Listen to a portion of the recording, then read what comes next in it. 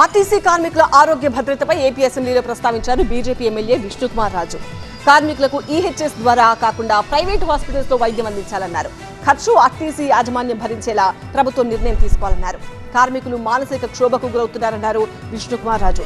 స్త్రీ శక్తి పథకం విజయవంతం అవడంలో 48,000 మంది కార్మికులు కీలక పాత్ర పోషించారన్నారు. ప్రజలకి ఎంతో సేవ చేస్తున్నప్పటికీ కూడా అనారోగ్యంతో మరణిస్తున్నారు అధ్యక్ష.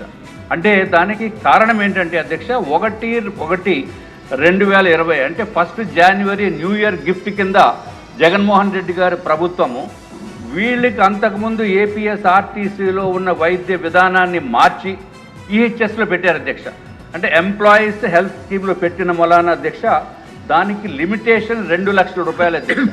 అంటే ఎవరికన్నా కండక్టర్ కానీ ఎవరికైనా సరే ఆర్టీసీ కార్మికులకి ఒంట్లో బాగోలేదు, హార్ట్ ప్రాబ్లం ఉందని చెప్పి వాళ్ళకి తెలిసినప్పటికీ కూడా కనీసం హాస్పిటల్కి వెళ్తే డబ్బులు ఎక్కువైపోతాయి, 2 లక్షలతోటే ఆగిపోతుంది, మళ్ళీ కుటుంబం అంతా రోడ్డు మీదకి వచ్చేస్తుందని చెప్పి అనే ఉద్దేశంతో హాస్పిటల్లో ట్రీట్మెంట్కి కూడా వెళ్లకుండా మానసిక ఆవేదనతోటి అనారోగ్యంతో ఉంటున్నారు అధ్యక్ష.